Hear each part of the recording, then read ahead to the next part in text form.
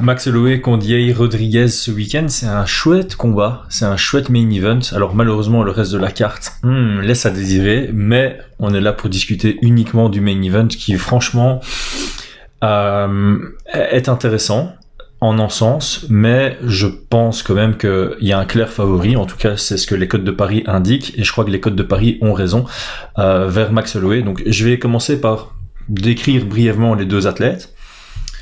Puis on va parler de game plan et puis on va faire les pronostics, même si en termes de pronostics, je pense que le titre de la vidéo et ce que je viens de dire indique un peu mon ressenti. Donc avant de commencer, si t'es pas encore abonné à ma chaîne, abonne-toi à ma chaîne, ça fait plaisir. Deuxième chose, pronostic avant de voir mon analyse, mais essaye de pronostiquer de manière précise, pas Holloway va gagner ou Rodriguez va gagner, comment, pourquoi, comme ça on peut avoir des échanges. Finalement, like déjà parce que tu sais que tu vas kiffer la vidéo, et si tu la kiffes vraiment à la fin de la vidéo, n'hésite pas à partager, plus on est nombreux, plus on s'amuse, c'est toujours comme ça. Alors,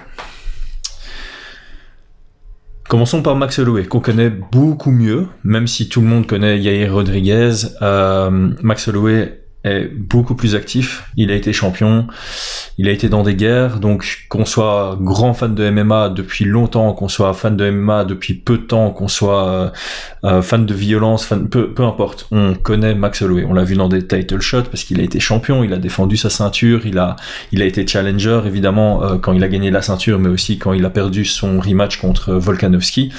Aussi controversé soit-il, il a fait des main events et il a fait parler de lui énormément dans son dernier combat où il a battu tous les records contre Calvin Kattar. Alors Max Holloway, très généreux depuis le début de sa carrière, mais il a fait évoluer son style, il a gardé le même style, mais il a fait évoluer pour être de plus en plus efficace. Donc ce que j'entends par généreux, c'est quelqu'un qui est pour l'échange.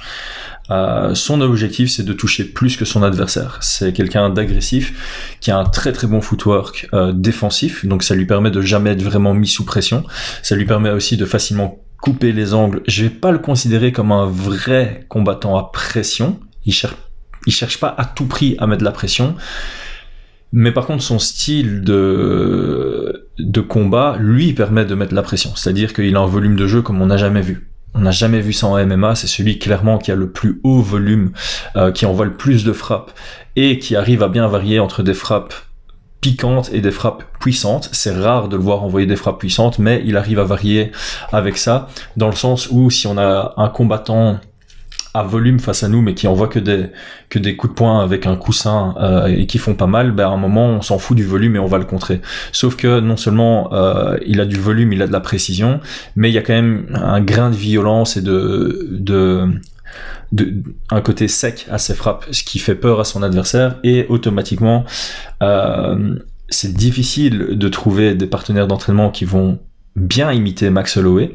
Et donc quand on se retrouve dans un combat face à Max Holloway, on n'est pas habitué, on n'est pas habitué à quelqu'un qui a un si gros volume de jeu efficace, parce qu'on peut trouver quelqu'un facilement et lui dire écoute, tu m'envoies 10 frappes par 10 secondes, une frappe par seconde. Mais le gars, s'il n'a pas l'habitude de faire ça, mais il aura pas cette efficacité, et donc toi à l'entraînement tu vas être face à quelqu'un qui envoie du volume mais qui laisse plein d'ouvertures en contre, et tu vas contrer et tu vas te mettre en confiance par rapport à ça. Donc je pense que beaucoup des adversaires de Max Holloway, pendant le combat, ils se rendent compte que putain, son volume il est quand même solide, il est difficile à gérer. Maintenant effectivement en début de carrière, Max Holloway, de par son style, se faisait beaucoup toucher. Et encore aujourd'hui, au final, quand on regarde contre Kattar, il le touche un nombre incroyable de fois, mais il s'est touché plus que 100 fois sur 5 rounds, ce qui est beaucoup. Se faire toucher 100 fois dans un combat, c'est beaucoup. Mais effectivement, proportionnellement, c'est pas tant que ça. Et se faire contrer quand nous, on envoie du volume, c'est souvent des contres pas très puissants. Maintenant, je vais quand même mettre une astérisque là-dessus. Même contre Ortega, qui l'a surdominé un peu dans le même style que Kattar, il se fait de temps en temps toucher avec des lourdes frappes. Donc, là où je veux en venir, c'est qu'il a un style très difficile à gérer, qui est prouvé en termes d'efficacité. Il fait partie pour moi du top 10 sans problème pay-per-view, pound for pound actuel, même peut-être de tous les temps, mais son style repose encore pas mal sur sa capacité à encaisser des coups. Donc à tout moment, vraiment à tout moment, parce que c'est déjà arrivé dans le passé, le meilleur exemple c'est Chuck Liddell, qui avait aussi un style très difficile à gérer, très agressif, mais qui reposait beaucoup sur sa capacité à encaisser des coups. Et Max Holloway, c'est... je crois que j'ai vu une stat, c'est le seul à avoir encaissé plus de 1000 coups à l'UFC sans avoir pris le moindre knockdown. Il a jamais pris de knockdown. C'est un truc de fou. Donc son style repose beaucoup là-dessus. Et à tout moment, ça peut lâcher. Et donc c'est pour ça qu'il y a toujours ce truc de Max Holloway est difficile à battre, mais qu'arrivera-t-il ou qu'arriverait-il le jour où son menton ne supporte plus d'encaisser autant de coups puissants et de continuer dans sa combinaison? Parce que ça, c'est vraiment une de ses forces. Il va combiner, il va prendre un contre, mais il va pas se laisser... il va pas s'arrêter dans cette combinaison. C'est ça que je veux dire, c'est que un combattant classique, il va combiner, il va prendre un contre, il va reculer et il va reset et puis il va repartir sur une autre combinaison où il va se déplacer, etc. Max Holloway, quand il est parti dans sa combinaison, il peut prendre un coude en contre, il va continuer sa combinaison. Et c'est vraiment ça qui est difficile. Au-delà de ça, Max Holloway, c'est pas quelqu'un qui va lutter. Il a un système défensif en lutte qui est extraordinaire, parce que le truc c'est aussi, comme il met la pression, shooter sur lui est très compliqué. Il est tout le temps au boxing range. Tout le temps, ça c'est important. Tout le temps au boxing range. Il est tout le temps dans une position où il peut frapper, et non seulement il peut frapper, mais il va frapper. Et le truc c'est que pour envoyer des beaux takedowns, on a souvent besoin d'espace, de timing pour se dire ok, son jab arrive, je passe en dessous, je shoot. Parce que contre Max Holloway, on est quasi obligé de faire un takedown réactif, parce qu'il y a tellement peu de moments où lui était inactif, que tu sais pas vraiment proactivement chercher le takedown. Donc c'est d'office réactivement que tu vas le faire. Et le problème quand tu es submergé dans une combinaison, faire un takedown réactif à ce moment-là, il sera un peu télégraphé, et il a travaillé une très très belle guillotine. Donc c'est un peu comme Ortega à ce niveau-là. Ortega, dans son ascension jusqu'à combattre contre Max Holloway, c'était un combattant à pression, qui mettait la pression, qui suffoquait, qui étouffait ses adversaires, et à un moment son adversaire il shoot avec un mauvais timing, avec une technique pas propre, et c'est là où il va snatch une guillotine. Il avait fait contre, je parle de Ortega là, Ortega l'avait fait contre Moicano, Max Holloway l'a fait plusieurs fois, notamment contre Cub Swanson. On voyait vraiment que Cub Swanson il suffoquait dans le combat. Il était là, je veux plus être debout contre ce mec, je shoot dans les jambes, et poum, il y a la guillotine qui sort. Donc ça c'est un point important, parce que je vais y venir pendant le game plan. De l'autre côté, on a Yair Rodriguez.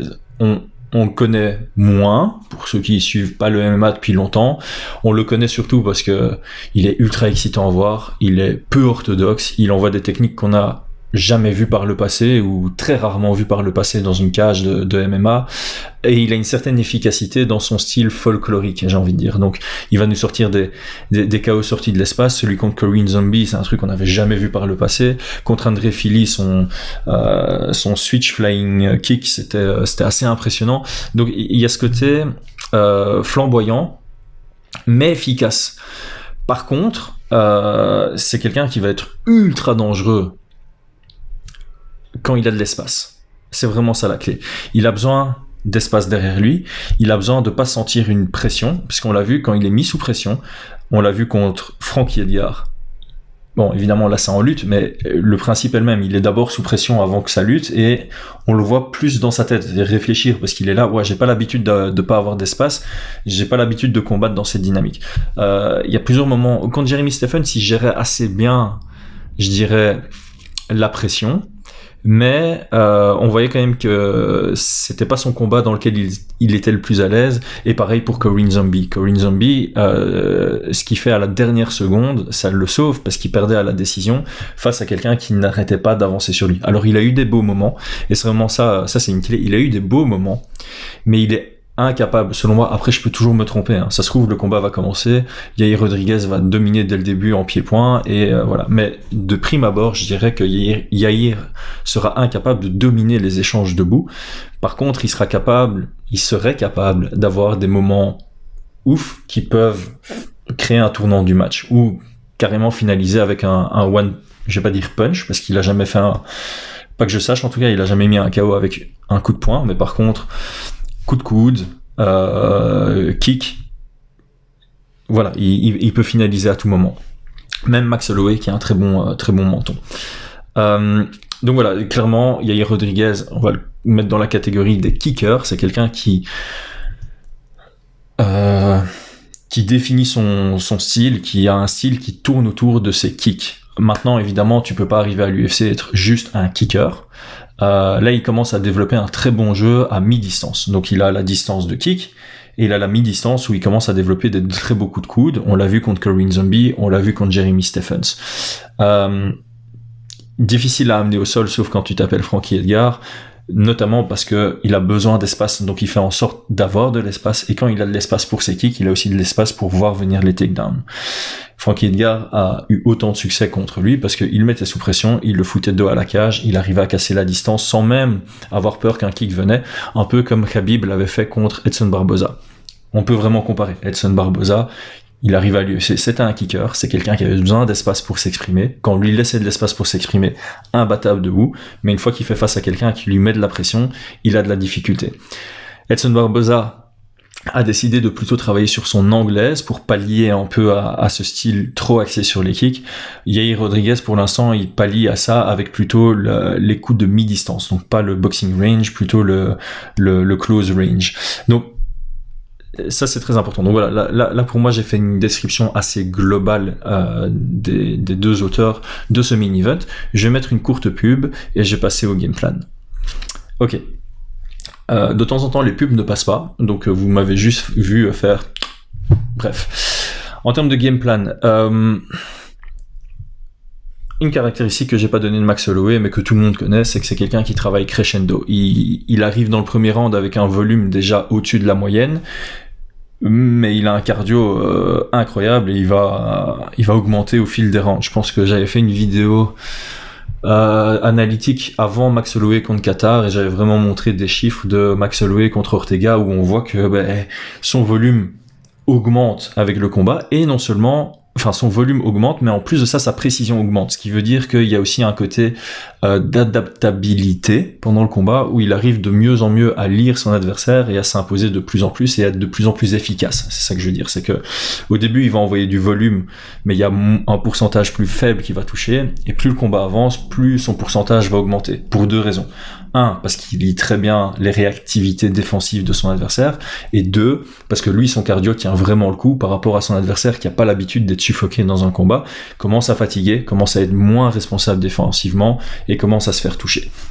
Donc, ça c'est un point qui est très important, c'est que contre Max Holloway, à la limite, une bonne option, c'est de prendre des risques. C'est de dire, ok, tu sais quoi, moi je commence direct, je fais un kill or be killed dès le début, parce que c'est le moment où Max Holloway est le moins efficace, le moins dangereux.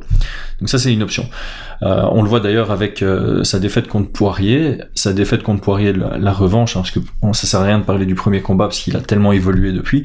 On a un Poirier qui est rentré dans le combat directement. Du coup, Max Holloway a mis du temps à rentrer dans le combat, et au final, Dustin Poirier a su gagner à la décision, parce que Max Holloway a mis trop de temps à venir chercher les rounds gagnés. C'est sur la fin du combat qu'il a commencé à trouver une réelle efficacité et à mettre Poirier en difficulté.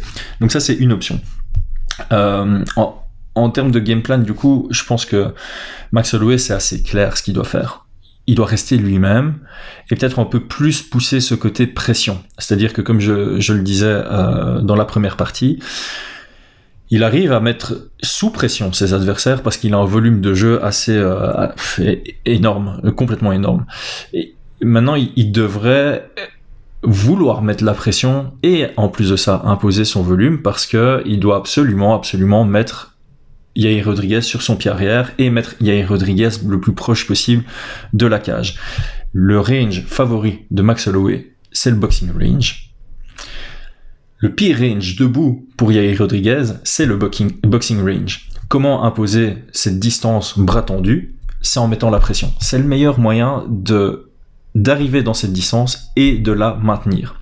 Le meilleur range pour Yair Rodriguez, c'est le kicking range. Donc évidemment, c'est dans l'intérêt de Yair Rodriguez à l'inverse, ne pas se faire mettre sous pression, garder toujours de l'espace derrière lui, bouger énormément et essayer de pas être trop sur son pied arrière pour pouvoir justement travailler un peu son domaine de prédilection, l'envoi de kick. Quand Max Holloway essaye de casser la distance, il doit pas avoir peur de faire ce que Rose a fait contre Zhang, c'est la logique all the way out, ou all the way in. Ce qu'on entend par all the way, ça ressemble à Holloway.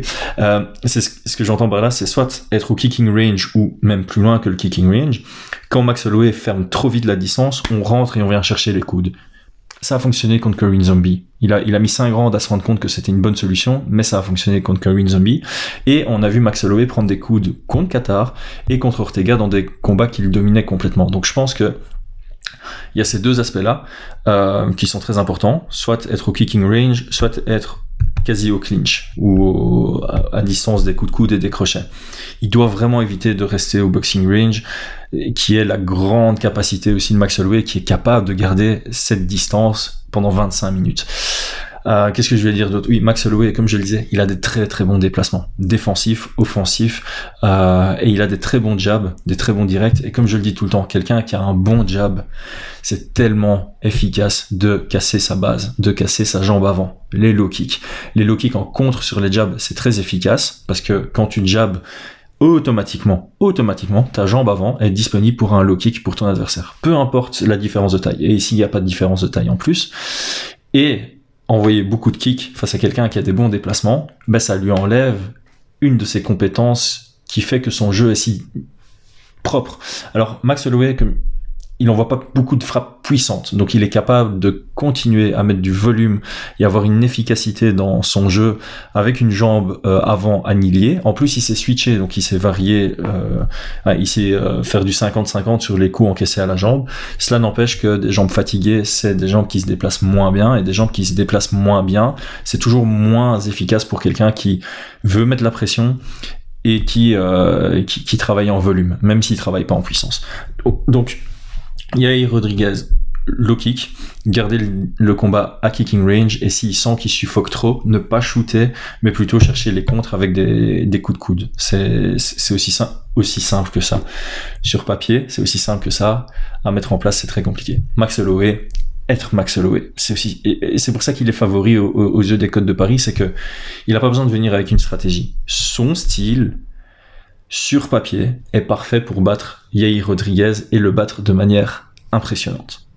Et on va clôturer là-dessus. Donc mon pronostic, Max Holloway, et je pense une finalisation même dans le 3e round. Je vais aller jusque là, je pense que Max Holloway va rentrer justement dans ce premier round plus rapidement que dans d'autres combats, contre Volkanovski par exemple, et il va très vite lire les ouvertures qui sont créées par Yair Rodriguez et s'installer de plus en plus dans le combat, et il aura besoin de entre 9 et 13 minutes pour moi pour finaliser. Donc je pars sur un pronostic précis, donc j'espère que le tien aussi en commentaire il est très précis. Toujours compliqué, Max Holloway, il a 2 défaites. Je mets des guillemets parce que je sais qu'il y en a qui vont râler si je dis 2 défaites secs contre Volkanovski, mais clairement s'il gagne ce combat, on aura le 3, ça va vendre. Max Holloway commence à avoir un gros name value. Volkanovski, on commence à mettre du respect sur son nom, qu'il mérite. Encore une fois, comme on vient d'avoir Yan contre Sandhagen, Holloway contre Volkanovski, c'est 2 gars qui sont au top du top, qui sont dans leur prime, qui sont complets au possible, qui sont bons, merveilleusement bons.